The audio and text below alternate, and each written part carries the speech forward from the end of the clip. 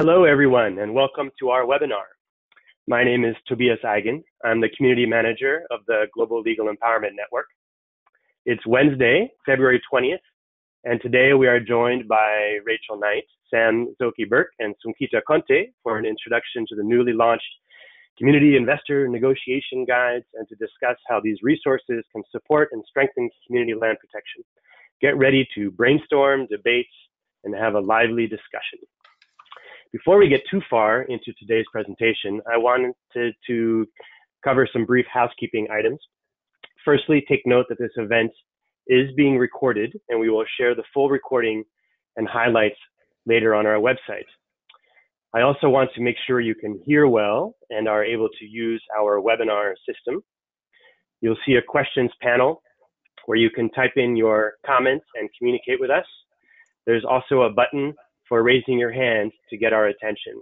Why don't you go ahead and raise your hand now, just to confirm that you're able to see the control panel and raise your hand. Good, I'm seeing some hands raised. Thank you, Racine. Thank you, Douglas. Thank you, Elias, Paul, so Elizabeth, Isabel, good, thank you. Mariama, great to see you here, Mariama, Lotier. Good. All right. We got a lively group here, you guys. So you can type in your comments, ideas, suggestions, best practices in the questions panel as we move along. We really want to hear from you. And we'll have a period for discussion where we can give you the floor during the second half of the webinar. So stay tuned for that. My colleagues will be responding to your various requests and comments. Michael, Maddie, and Mohammed will be fielding your questions. We're just going to show our webcams now, everyone. This will be the one moment you get to see our faces. Why don't you go ahead, everyone, and turn on your webcams. Tobias here. There's Rachel and Sam, Mohammed, Michael, and Sonkita. Okay, we can turn our webcams off again. Thank you. I also want to take this opportunity to introduce you to the Global Legal Empowerment Network. The network is a growing community of now more than 1,800 organizations and 6,000 individuals from around the globe who are working to advance justice. Members include human rights activists and grassroots organizers, advocates and educators, lawyers and community paralegals, researchers, policymakers, and public servants. Through the network, these practitioners are able to come together to collaborate and learn from each other. Both online and through in-person events, we share ideas, challenges, best practices, and resources. Last year, members of the network launched the Justice for All campaign, calling on world leaders to increase financing and protections for grassroots justice defenders. You too can join the network, if you haven't already, on our website at namati.org. Membership is free and open to all. Just complete a short sign-up form on the site. After this webinar, we'll share the link to join if you're interested. We'd love to have you in our community. So now I'm pleased to introduce Rachel and Sam, who will facilitate the discussion for the rest of the webinar. You'll hear from me at the end of the hour to wrap up, and otherwise, when I need to jump in to unmute people, to give them the floor, or to switch over who the presenters are.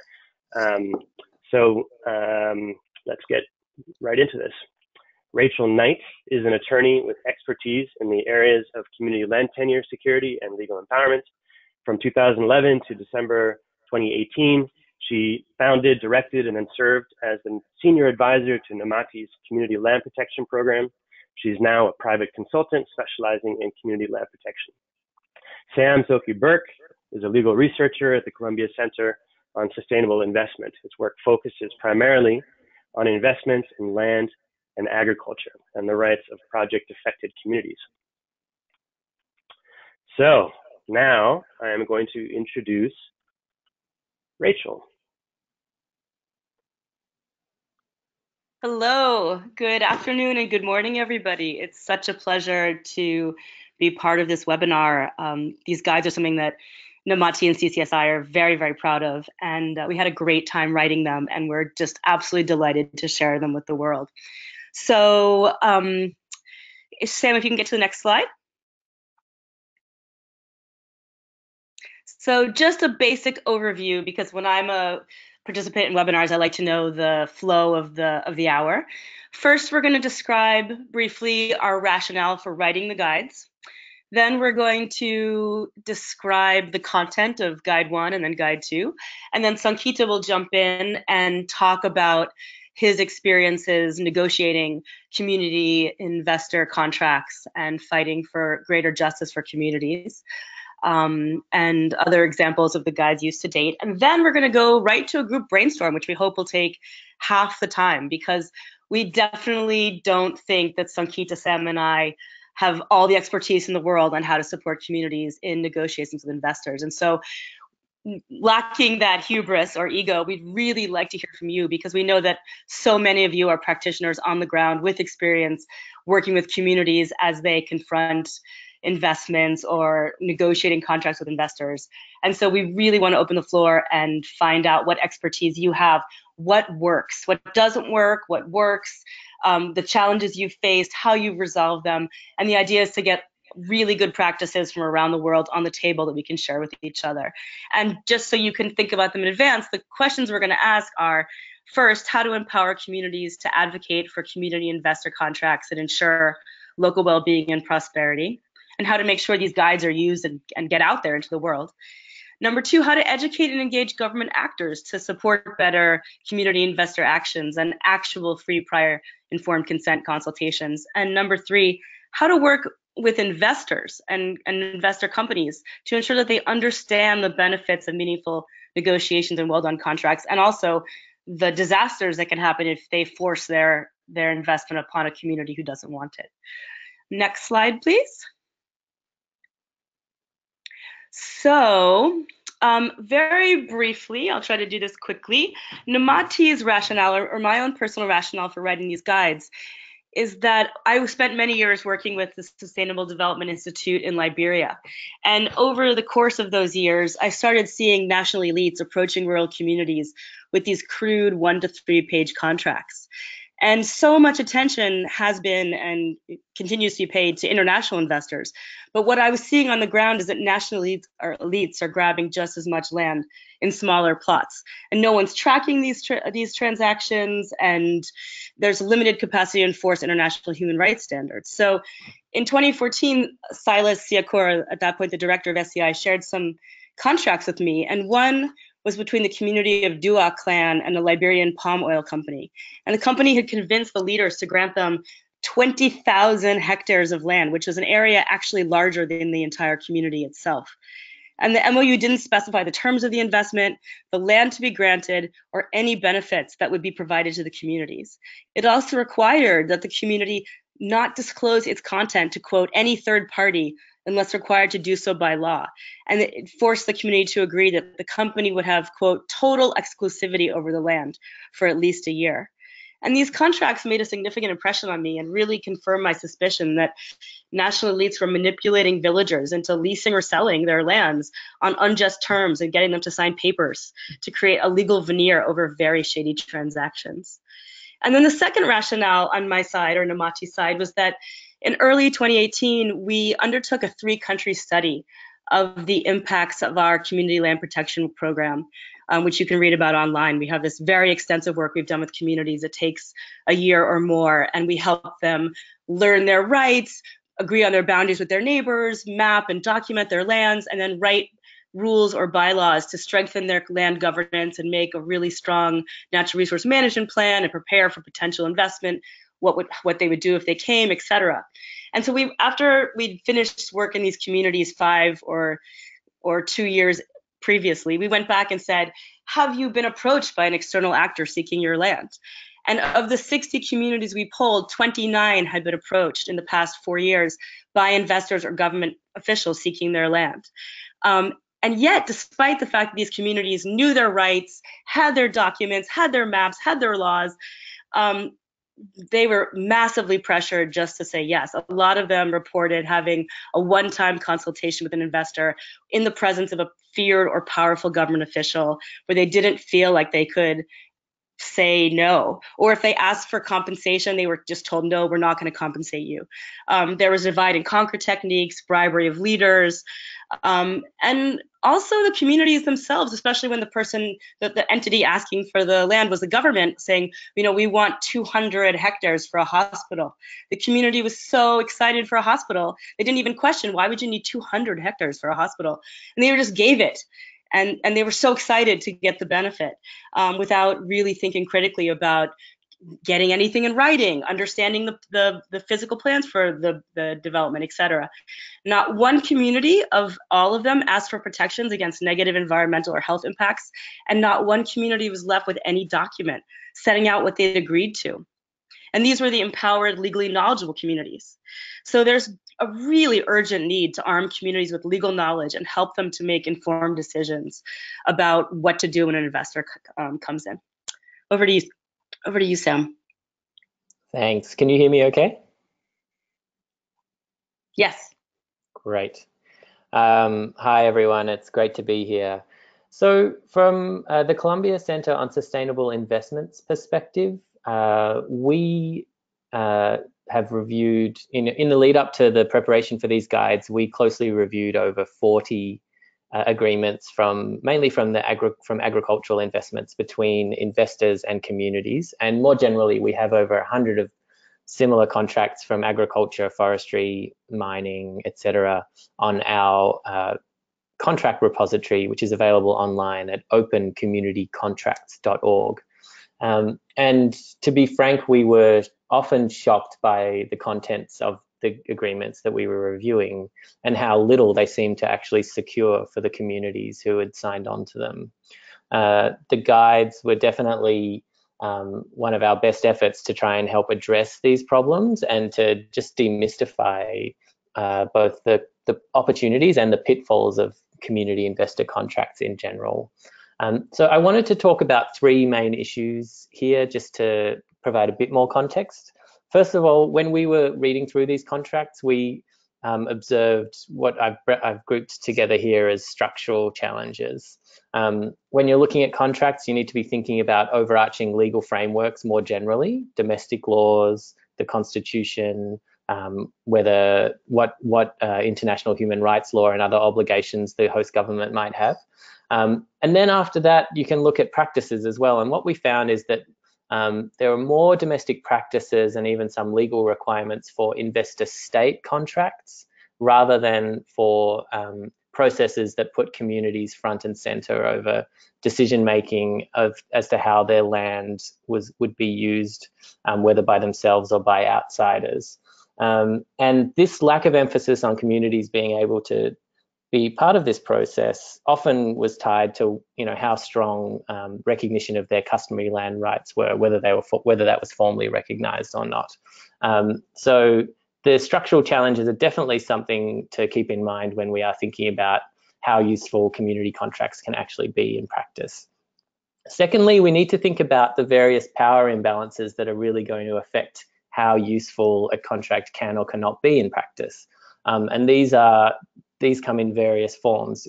Internally, we have potential divisions within communities or self-interested leaders, whether they're kind of acting just to take advantage of opportunities for themselves legally or illegally. And Rachel has already mentioned this, and Songkita will talk about it more as well. We also have external pressures on communities from governments that want to encourage investment and might kind of add a lot of undue pressure in order for that to occur, as well as investors who are keen to start the project and earning money already. We've also seen that violence and criminalization can occur against community members and people supporting them, when they're simply trying to assert their rights. We also know of certain contexts where NGOs aren't even allowed to freely advise and support communities. In parts of Laos, there's much more of an emphasis on governments facilitating negotiations between communities and investors rather than allowing civil society to provide communities with trusted and independent support. So that's another challenge that we have to keep in mind. And then in terms of technical problems, we have this issue of inequality of arms, where investor companies are usually going to have enough money to pay for lawyers. They're going to come with pre-written contracts and ask communities to sign on the dotted line. Communities, on the other hand, while we have this incredibly engaged and inspiring group of people, including those who are attending this webinar, who are fighting the good fight every day, there are a lot of communities around the world that don't have enough access to paralegals, to local NGOs who can support them, and to lawyers who understand the legalities that are included in these contracts. And so when you have that technical imbalance, that's going to be another challenge as well. And so then all of these challenges result in what I've, quite frankly listed here as bad community contracts. And to be more articulate here, one big problem that we found is that these contracts are often not going to be enforceable in practice. Some contracts explicitly say that they're not enforceable.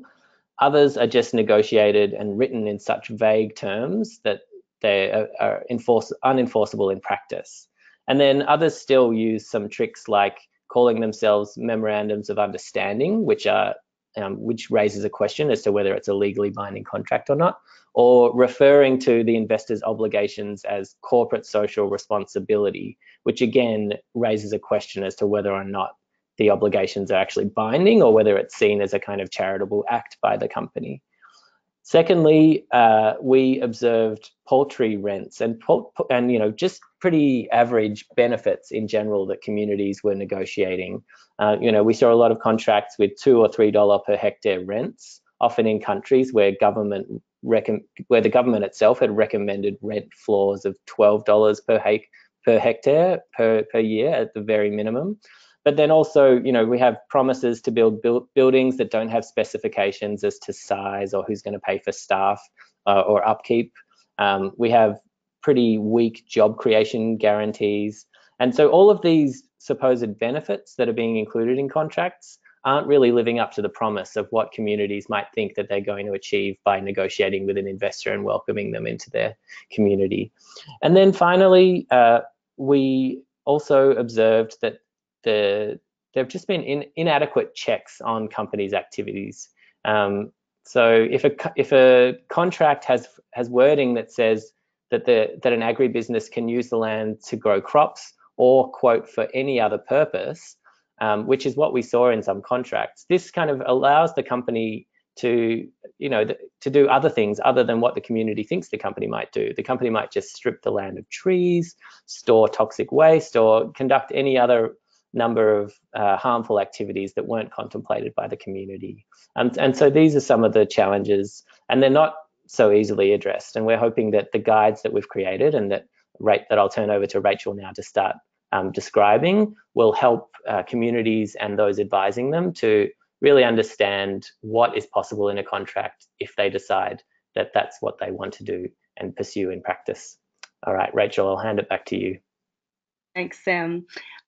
So what I wanted to say at the outset, and I think Sam and I agree very much on this, is that these guides, their goal is not at all to encourage investment, but rather to help communities to become empowered and legally knowledgeable and prepared when investors come, because they will come.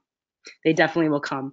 And so the process set out in the guide is an ideal process, and we recognize it's unlikely that a community would be able to advocate for every single thing in these guides. But we thought it was important to say, if an investor comes, here's how to prepare for them, and here's how to negotiate a good contract.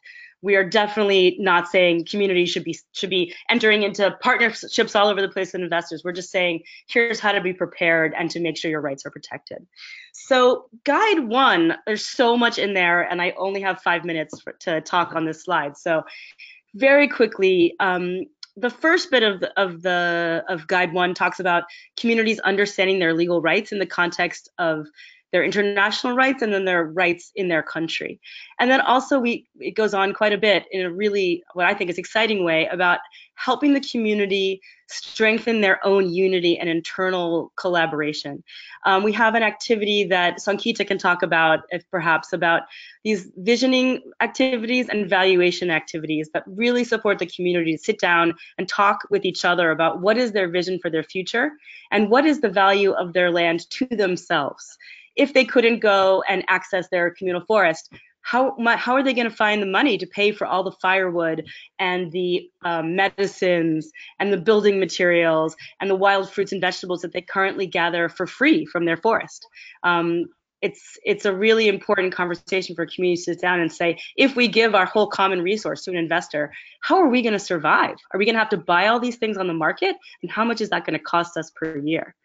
And in terms of the vision, asking the community, you know, what was your community like in the past when your elders were young people? And what's it like now? What's changed in terms of the availability of natural resources? How long it takes to gather enough firewood? You know, how does the community collaborate and cooperate? And how much land is available? Like, is there land to even give out? And then asking the community, well, if nothing changes, what's going to happen in the future?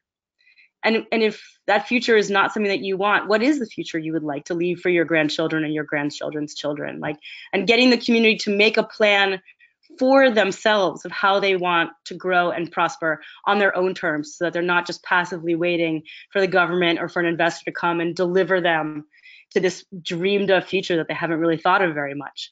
And in fact, actually, one thing that emerged from the research that we just are about to publish is that the communities didn't often have a plan for what to do to help them prosper from their land themselves. They were waiting for some outside person to come and help them prosper from their land. But communities are filled with brilliant, smart, industrious people who, if they put their brains together, could make their own plan for how they want to prosper without waiting for an external investor. So getting the community to come together on that is very important. And then really critically, drafting rules for what to do if an investor comes. So often communities are not prepared with a plan. And so we really strongly urge advocates to help communities sit down and decide, all right, let's figure out what are our rules? What are our procedures? So for example, questions we suggest asking are, how is a community going to make decisions about whether or not to allow a company to use their land?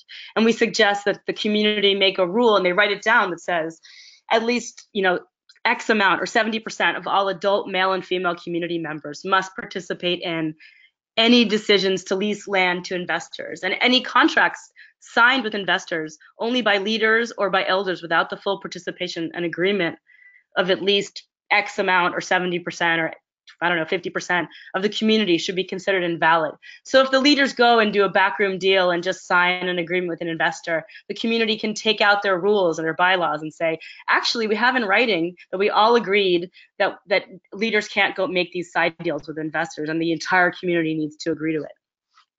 And asking questions like that, you know, what types of companies are welcome? What types of companies are not welcome? What kind of benefits or rental payments will we ask for? What rules must the investors that we allow into our communities follow to protect community health, safety, prosperity, and our livelihoods? And then also, very critically, what the community is best positioned to set up a plan for how to deal with conflicts between community members about whether or not or how to negotiate potential investors. Because as you all well know, investors come in and often use these very intense divide and conquer tactics where they figure out how to, you know, pit the community members against each other, and break unity that way. The guide also goes on in quite some detail about understanding and how to understand and demand free, prior, and informed consent, and a really full consultation process. Consultations are often characterized by very significant power imbalances. You know, investors often arrive accompanied by government officials and tell them that they are being consulted and demand a yes at that moment. And instead, communities should refuse to give immediate consent and ask for time to seek legal support and information about the investment. They should request at least 2 meetings with time for them to meet on their own in between the meetings with the investor or the government. They should record every interaction with video, audio, or in writing. They should identify legal requirements for the consultation process in their country and demand that these legal requirements are followed. And then if a real consultation is not made, the community can use the media or approach trusted government officials or seek help from national or international allies to demand that they're properly consulted. And these are just a few of the points that we suggest. We also very quickly suggest that communities seek and understand relevant legal and financial information about the proposed investment. They should try to work with an advocate or ask for the business plan of the investment, whether the investor has got their permits and licenses, whether there's an investor government contract that will govern the investment, has an impact assessment been done, who's funding the investment, et cetera. So they can really do their homework and understand what they're getting involved in. Helping the community to ensure that the whole community, including women and youth, are involved in decision making, getting copies of all documents, and then if they decide to reject the investor, how to support the community to get protection from violence and coercion. Because often if a community actually has the courage to say, no, we don't want you here, the investor will bring in police or armed forces who use violence to say, well, you said no, but we're taking it anyway. And so really figuring out, the guides offer some suggestions how communities can support their no and get protection. And if they do say yes, preparing for negotiations. A decision to say yes is not the same as a contract or an agreement. So communities should push for a two-part process. A consultation, where if they do decide to say yes, then there's a second part, which is a contract, a negotiating a contract, setting out all the terms and conditions. And then as they prepare for those negotiations, forming a negotiation team, who will be on the team, when will the negotiations take place, in what location, in what language, and getting clear on what protections the community is going to demand to protect their health and environment, and get very clear on their non-negotiable benefits and payments that will lead to their actual authentic prosperity.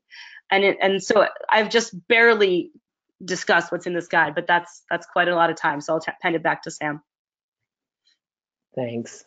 And so, it's guide 2 then starts to talk about the actual substance if communities do want to negotiate contracts. And we, again, in this guide, we also start by making it very clear that the decision as to whether or not to negotiate is one that should be taken very carefully and only after all of the steps that Rachel has just mentioned.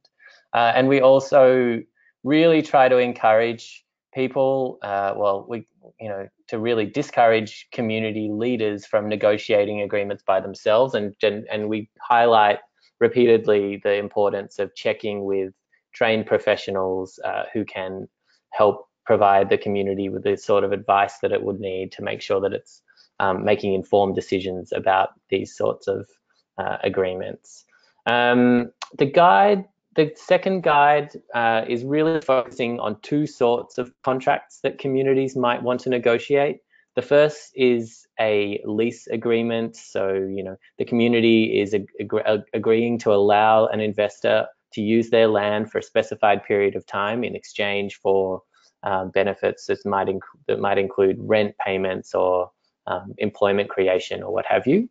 And then the second type of agreement that the guide covers are more often called things like benefit agreements or community development agreements. And so these may or may not be required by law, but still have the effect of creating obligations on the part of the investor to provide rent or profit sharing, employment creation, or other things to the community as part of its attempts to obtain the community's the social license to operate on the community's lands.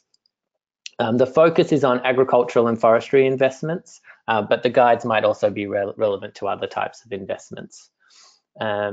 We start by looking at just the question of language and wording, and looking at what sorts of wording should be included and what phrases or wording should be avoided when drafting an agreement. And the focus here is on clear, enforceable, and accessible language that community members can understand both during the negotiations and after the fact.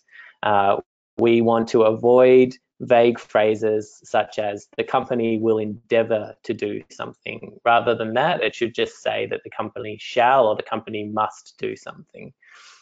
We then talk about all of the different provisions that can be included in a contract, including all of these topics that I've listed here on parties, intention to create a binding contract, duration, a description of the project, actually identifying the land in question. We also have sections on information sharing and monitoring, and this could be of environmental and social impacts, but it also might be information sharing and monitoring about how the business is going, whether the business is currently profitable, and that might be relevant if there's a profit sharing clause in the contract. We have sections on guaranteeing access rights for communities members themselves, and this can be important if there are important resources like forests or water sources that communities need to continue to access, or if there are culturally important sites that the community members need to access even while the company is carrying on its activity. And then we have a very detailed section on what the company will give the community in exchange for using the community's lands. And we have sections on rent, profit sharing, job creation, training, the development of social infrastructure, and so on, and have a lot of guidance there about the details that need to be included to make these promises concrete and legally enforceable. We then have sections on processes and company obligations to protect against environmental and social damage, sections on dispute resolution, grievance mechanisms.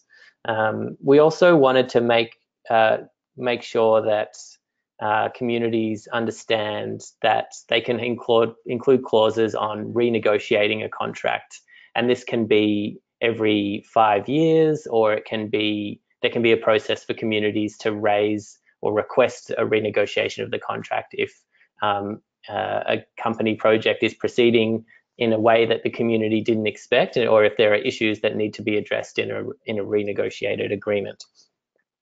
We thought a lot about the sections on termination and remedies for breach of the agreement, because this is as important to give the contract teeth as the kind of obligations that are included in the contract. And we thought long and hard about how to make these contracts actually legally enforceable, and to have ramifications that companies will take seriously to try and encourage them to comply with their obligations in practice. For each of these sections, we kind of summarize the issue, and while it's important, we then have a detailed explanation of what to include. We have what we call red flag or bad example clauses. So these are taken from real agreements and adapted to illustrate examples of what should not be included in a contract. We then have other examples that are kind of not necessarily great examples, but also not terrible, just to give you a sense of what can be included, as well as having sections on when to get legal advice and questions to ask a lawyer. And then boxes that we call answer the questions boxes, which are really there to encourage community reflection and internal community discussion, so that community members can collectively decide on what strategy or priorities they have for particular topics. All right, and I'll hand it back to Rachel now. Great. I'm going to just very quickly introduce Sankita Conte, the director of Namati Sierra Leone. Sankita is an extraordinary lawyer, I think one of the best on the planet in terms of community land rights. He's a practitioner of the High Court of Sierra Leone, and he has a master's degree in human rights and democratization from the University of Pretoria. And most excitingly, he's been supporting communities to negotiate with investors in Sierra Leone for, oh my gosh, 7 years or more, and has recently been winning really extraordinary court cases that either give the community back vast amounts of their land, or really are just massive legal victories in terms of enforcing investor responsibilities. So I'll hand it over to you, Sankita. So much, sister. Thank you, Sam. It's great to be on this webinar. Since 2012, we've been trying to walk the talk. So essentially, all the things that you have mentioned in these guides, we've been working with communities to implement. It's not been easy. It's been a very bruising journey. Sometimes, as Rachel mentioned, we've had some notable victories. But then for the next maybe 5 to 7 minutes, I'd like to talk about 3 quick lessons that we've learned in the course of our work, helping communities negotiate agreements with investors. I should say off the bat that Sierra Leone has been like a magnet for investment, because one, the government wants to leverage our natural resources, gold, diamond, iron ore, and the vast arable land, to take us to middle income status by 2030. So that is the plan. And so they've opened the doors to investments, and we have all kinds of investors coming in. The average, the not so good, and the downright terrible, they all are coming in. And so the challenge has been to help communities protect their rights and interests in the face of this onslaught from investors. Now, in 2010, there was a massive investment that was announced in the country. A Swiss-based company, Addax Bioenergy, was taking 20,000 hectares of land for a bioenergy project. They were going to plant sugarcane and then convert that to ethanol and sell to Europe so that they could put in cars. Now, they had acquired land from over 60 villages in the north of the country. Now, in that process, the company, very generously in their view, paid a lawyer to represent the interest of the communities. What ended up happening was that the agreement that the company got from these communities was so one-sided that invariably these communities lost their rivers, their lakes, their forests, in fact, the entire environment. And this is a quote from the agreement itself, from the lease. But these communities did not even understand that there was a clause like that in the agreement. But then they had a lawyer.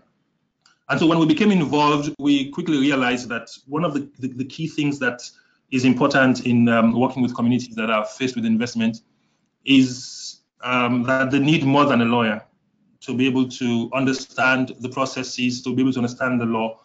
And so simply saying that, oh, okay, we could get you a lawyer is not good enough. Thankfully, we were using a model of frontline service providers, paralegals, community paralegals, who were in touch with the communities, who could speak their local language, who understood the context, and who could really build the confidence of these people to negotiate with companies. And we think this has worked quite well for us. Because unfortunately in Sierra Leone, over 90% of the lawyers are based in Freetown, the capital city. They have to go to the provinces. That is, if they do have to go, I mean, it would be one trip. Maximum would be 2 trips. And so if you're representing, or you claim to represent 60, 70 villages in a single transaction, how do you hope to conduct proper consultation and consent seeking across those vast areas of communities in the rural areas? It's not possible. And so one of the lessons we've learned is that if you want to have all the things that Rachel and Sam have mentioned, a great agreement that protects the environment, that secures the rights and interests of communities, that really puts them on a level playing field, you need more than just lawyers. You need paralegals on the ground who speak the local language, who can relate with people. And so that was the first lesson we learned in the course of our work. The second thing we learned by doing is that we keep talking about communities in the north, in the south, in the east. And the assumption is that these communities, they have the same views, they have the same mindset. They either would welcome investment or not welcome investment. And so we quickly learned that when you're dealing with them on large-scale transactions like these, you need to be prepared for various views, different kinds of views. There will be people who are completely sold out to the investment, they want it. There will be others who completely oppose to it. There will be others who are on the fence. There will be those who have suspicions about the involvement of government officials, and there will be some who would even have suspicions about you, the work that you're doing with them. They would think that you are some sort of a front for for the investor, for someone else. So as someone that works with communities, it is important that you are prepared to address these divergent views and interests in the community. Because ultimately, we in the course of our work, we've never found a situation where an entire community completely agrees for an investment or completely opposes an investment. So there would be those who are in favor and those who are not. In those situations, you need to make provision for those. You do not allow the majority to cover the minority. And so we always make it very clear that those who say no to an investment will be absolutely supported in the same strength as those who are in favor of investment, and those who are not sure certainly would also be supported. So we need to be very clear when we work with communities that we are taking account of those views. I'll give you a quick example of a case we had in around 2011 in a village called Pan House. Now, in that community, a rice grower wanted to take the entire land space of the village. Now, I mean, absolutely everything in the village, including their roads and stuff. Now, the men were totally agreed. And they were like, yes, take everything. But then the women did not want that, because apparently the women had gardens where they were cultivating their vegetables and other things. And they were getting a lot of it, a lot of resources, a lot of money from those gardening activities. The men were not impressed with that. I mean, for them, it was, it was enough to just give everything to the company, and then the company would provide jobs. There was no guarantee actually from the company that they would provide those jobs. And so when we came into the picture, we had to be very clear that the women's interest had to be recognized and respected and addressed. And this is in a situation, in a context where women are not viewed as having rights to discuss issues of land acquisition and land alienation. And so making sure that we address the needs and the interest of various groups is absolutely critical.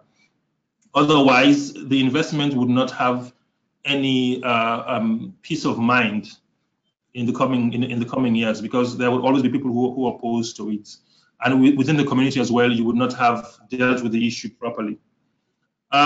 The last point I would mention is, the need for access to information and the need for communities to understand what they are giving up, in exchange for the investment. And Rachel talked about that when she mentioned an exercise which we borrowed from the approach she has developed, which is valuation. Now, in Sierra Leone, a normal lease for large-scale investments is for 50 years. That is half a century. And so we are always careful when we go into these arrangements, helping communities to understand that you're going to lose access to your land for half a century. And those of you who are making the decision now will not be alive by the time the company's lease comes to an end.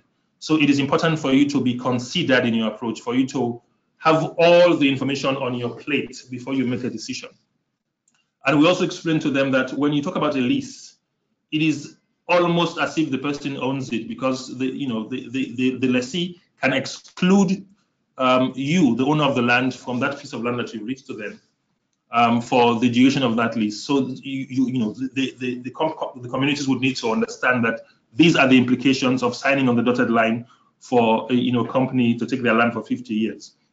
And so what we have seen is that going through a process of valuation and visioning, like, what have you been using the land for? What would it mean to you if you lose the land for the next 50 years? What would it mean for your the generations who are coming? Because in our context, land belongs to 3 generations: the ancestors, those who are currently alive, and those who are to come. And so we always lay this scenario out to them to consider before they enter into these arrangements.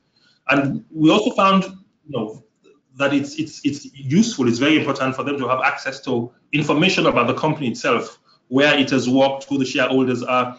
If the company has acquired licenses, let's say from the Environmental Protection Agency, what are those licenses? What are the terms of the license? How does it affect the community's land? What are the risks involved in the process? So making sure that they have access to all of the information is important for them to decide, whether or not they want the investments to happen. And we think, it's not been easy in Sierra Leone, because sometimes the regulators are not forthcoming with information, but we've always insisted that communities do not make decisions without accessing some of this very basic documentation, and without sitting down and considering, not over one meeting, over several meetings, what they are giving up, the opportunity cost in wanting to accept $5 per acre for the for their land, when in fact before the investor came, they would get the value of what, $300 per year from the land. So these are some of the lessons and experiences we've had in the course of working with communities. And we think that the guides are absolutely fantastic because they are practical, they are realistic, and it's something that people could easily use in different contexts.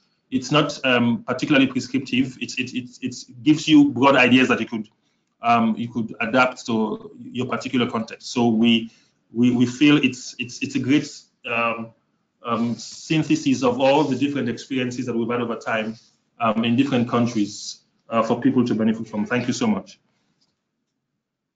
Thank you so much, Sankita. Sam, can you go to the next slide? So Sam is gonna run this discussion. I'm gonna take notes in a panel that you will be able to see in a moment. But we really want to open up this discussion less to questions and more to, as I said before, best practices that you all practice. Like, what works? What have you done? Sankita just gave absolutely wonderful, I'm just so happy for everything he just said, but he gave excellent examples of what he's found in his work and his team's work on the ground, what really helps communities and how to address very complex problems, how to bring women's voices and women's prosperous livelihoods to the table, etc. And so we'd really like to open the floor to all of you to give you an opportunity to really share your successes and your successful strategies. What really have you seen work that you think other amazing advocates around the world should try out or keep in mind as they go about supporting communities? So Sam's going to lead us through the discussion, and Sam, indicate, I guess, when you want Tobias to share my screen and not yours anymore. Thanks, Rachel. So we are running out of time, but so the first questions that you can see on your screens now are all about communities. The first one asks how we can reach communities and their advocates at the inception of community investor interactions before negotiations start.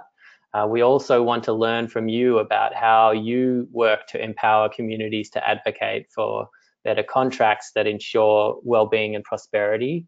And then relatedly, how can we protect communities' rights when investors are, like Rachel was describing earlier, often national elites who may have impunity or government force behind them? So we really want to hear from you about your techniques and strategies and best practices when you are trying to support and empower communities. And while I wait for people to enter in, if you want to just enter in one sentence in the chat, just explaining, mentioning that you have an idea, and then I can call on you individually. And while we wait for people to kind of start putting their ideas into the chat and then have them speak, I was wondering if Pius Katunzi from Uganda, who was on the line earlier, if you're still there, Pius, you earlier asked a question about the role of politics in the negotiation of these contracts. And rather than asking that question, I was wondering if you want to talk about your experiences of the different dynamics that politics can cause within communities, or the pressure that politics can lead to on communities in practice. So Tobias, if we can unmute Pius Katunzi from Uganda, I'd love to hear what they have to say. And Tobias, you can go ahead and share my screen now, or give me the option to share my screen. Okay, let me, I'll unmute Pius first. And then, okay, Pius, you should be, okay, Pius, can you speak?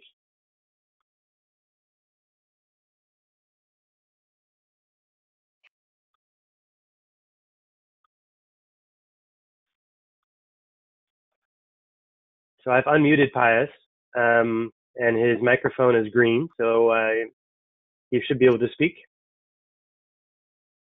Pius, can you hear us? And you want to try speaking?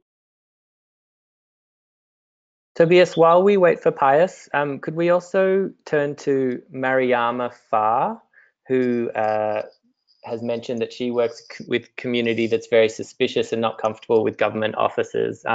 would love to hear from Mariama about her strategies with some of these issues.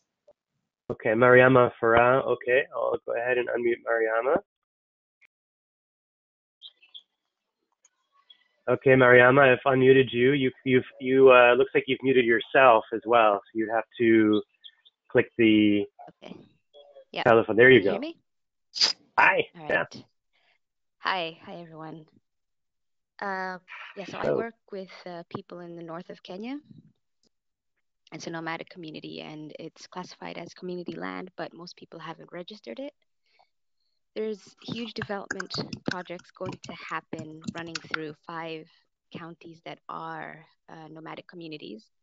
And the government is pushing for those projects to happen because they're calling the land empty. Nobody's technically inhabiting it, but it's rangeland for the animals. When we go to the community to talk to them about their land rights and how they need to register their land so that they can be recognized, they often tell us that we're not the first people who have come, and everybody just wants to steal their land.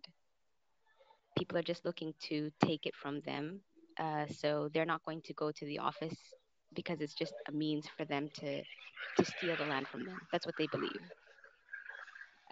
So what we do is we talk to them in smaller groups, more intimate, where there's they have a better chance of like having a conversation with us. If this happens, then what? If we do this, then what? So I think that smaller groups where you can has been more practical for us and more effective.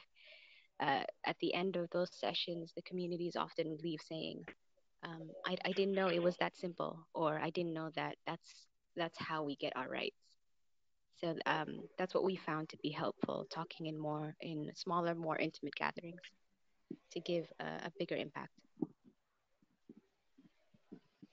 Wonderful. Thank you so much for that, Mariama. If we have Paul Lemon on the line, Paul's been sending in questions via email, but the most recent kind of comment related to land lease duration, especially in Sierra Leone, it'd be great to hear from Paul about your experiences on this issue. Yeah. Paul, I've unmuted you. You can speak. Hello? Can you hear me? Hello. Yes, we can hear you. Go ahead. Okay. So I was actually referring to some of the projects in Sierra Leone. Some of the laws we have, for instance, for the mining sector and for the agricultural sector, the contents or the legal requirement for land acquisitions are sometimes, they do not, there's no common law, I can say. For instance, we have a situation currently in Sierra Leone where the initial arrangement was like 75 years for an agricultural land. And there's also hope to extend the duration of that contract. So, but even as of now, we have some series of problems, some confrontations between the company and the landowners. And so I was actually asking how complex is this situation, saying that Mr. Sonkita Conte has been involved in these contract negotiations or maybe working with communities. And he only mentioned Adax Bioenergy and some few cases in Sierra Leone. So how complex is that situation, and how does he think this issue of sock fin can be resolved amicably?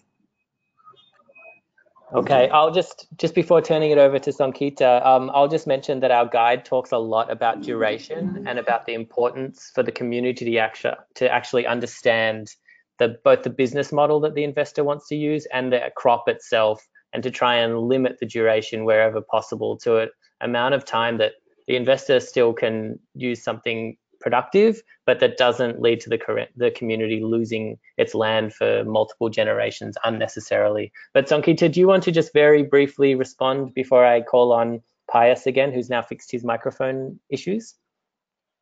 Sure, absolutely. I think on the issue of duration, the 50-year period is a statutory stipulation, but in practical terms, many people would balk at the idea of leasing out their land for half a century. And so we've had situations where communities would insist, no, we would do half of that or maybe 30 years.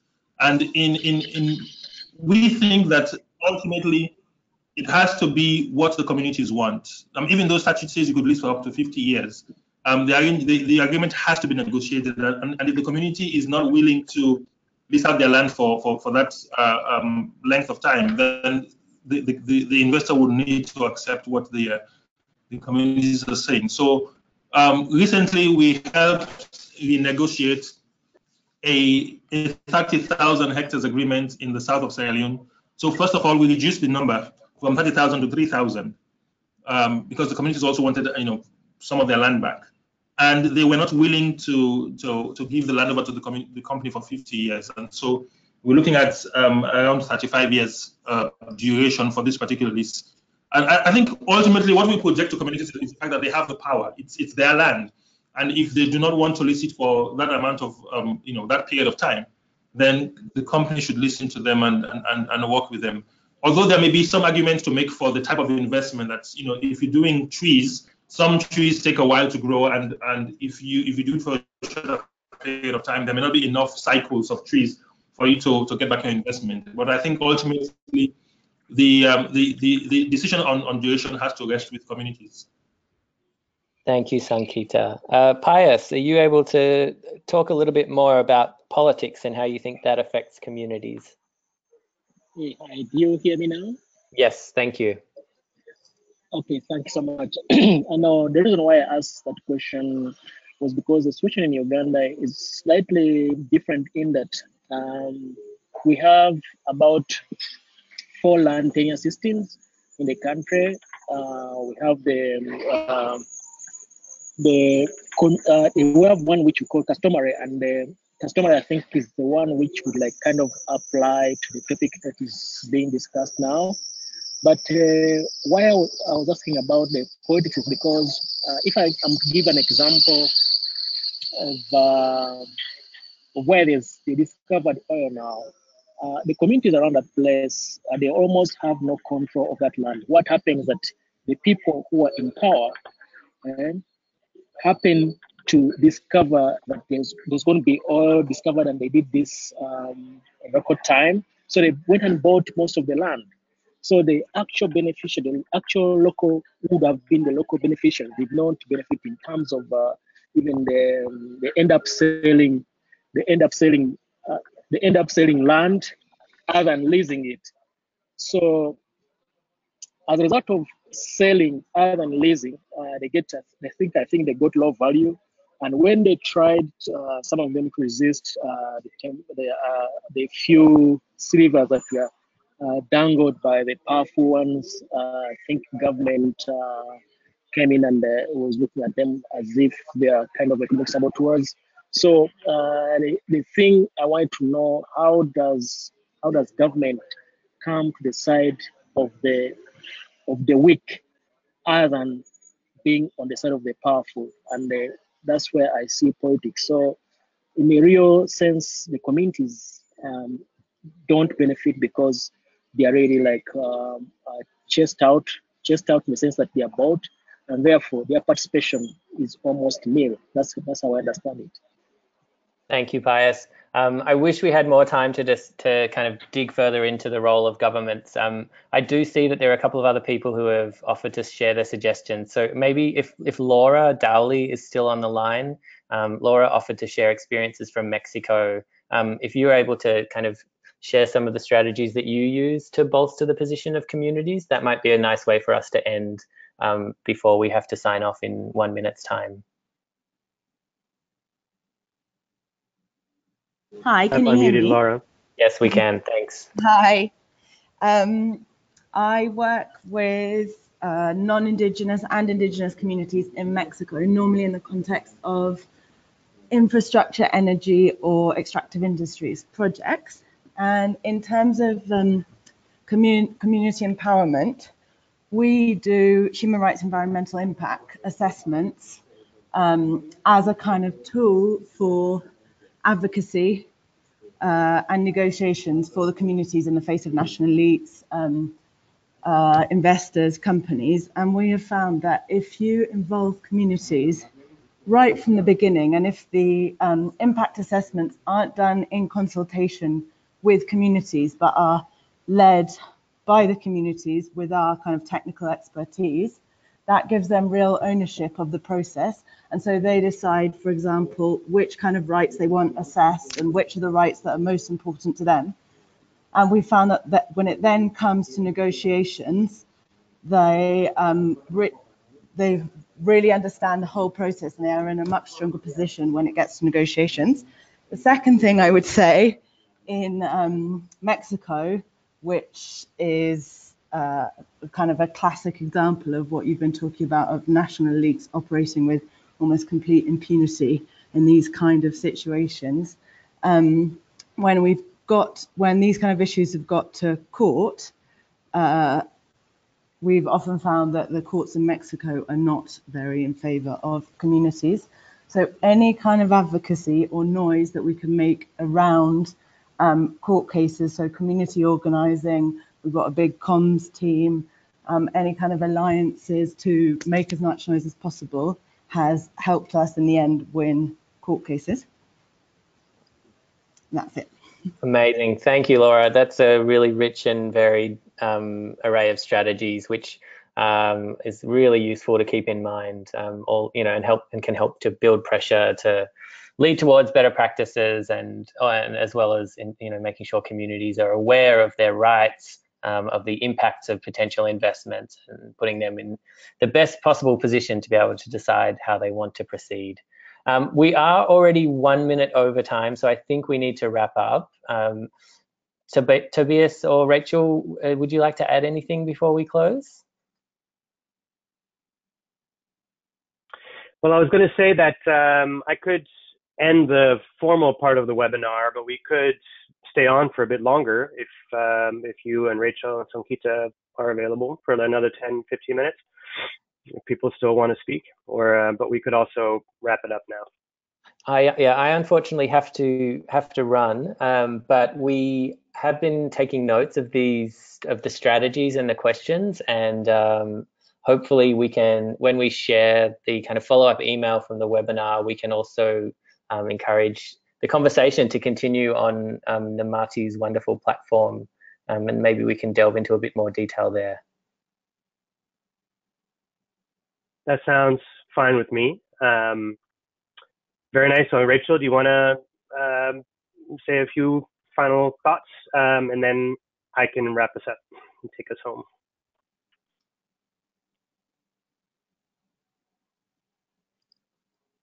Rachel, looks like you're still muted.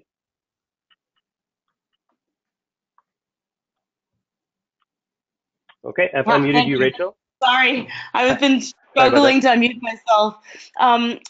Can you go? I'm not sure how I can get to the next slide. For some reason, I'm not really able to progress to the next slide, but I just wanted to show, maybe you could go back to Sam's screen. Could you make Sam the presenter again for a minute? Okay. I just wanted to show that we have additional questions about how to engage government officials in understanding how to support communities better, and also questions about how to make sure investors understand the benefits of meaningful negotiations. There's a really interesting report called the Munden Project report that RRI put out about like 6 or 7 years ago, that is actually an economic analysis that I think every investor should see, that shows that when an investor goes in without the support of the community, it takes it takes much longer, like almost double the time to get to a profitable investment. Whereas when the investor goes in with the full support of the community is happy, they start reaping profits in half the time. And not only that, there's all this emerging research, and also research from the 1960s and 70s by Jim Scott, that shows when an investor forcibly goes into a community, there's all kinds of subterfuge. The community just happens to burn down the forest that the investor planted, or it just happens to, take out all the gears in the community's machines. And so I think there needs to be a lot more work done on the investor side to help them realize that by forcing their investments upon communities, they're actually going to take a major financial loss. Just one community in Mozambique, a paper company came in and grabbed all the land, did a sham consultation, and 3 years in, once their eucalyptus paper plantation was well underway, guess what? There was a major fire and they lost everything, right? So I think it's very important that we start really gathering the data to show investors that they have to do this. And then just the final slide, I think is important to show the links if you want to download the guides. And those are the links. You can just Google Community Investor Negotiation Guides and they pop right up. And you can write to us at Namati if you have any ideas about how to get these out into the hands of communities and community leaders and paralegals and grassroots advocates. Sam or Sankita, do you have anything else you want to say? Nothing from me. Just to say thanks to everyone for coming on this webinar. It was great to spend some time with you. Thank you. Wonderful. Fantastic. Over to you, Tobias. Great. So this brings us to the end of the formal, well, I guess to the end of the webinar. Thank you everyone for joining us, and thank you for the excellent points raised. I always wish we could stop time and just, take all the time we need to to talk to everybody and get everybody's voices heard.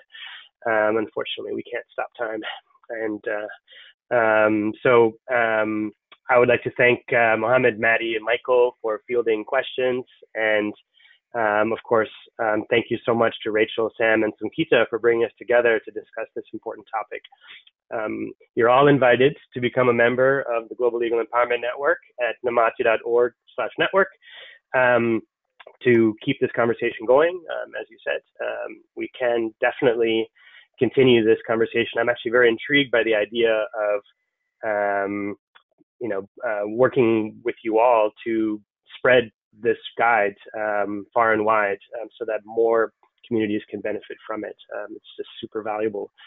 We'll be in touch by email tomorrow in 24 hours with a reminder to join the network and with the recording of today's proceedings and the notes that Rachel is going to type up and send to the network team, and we'll distribute them.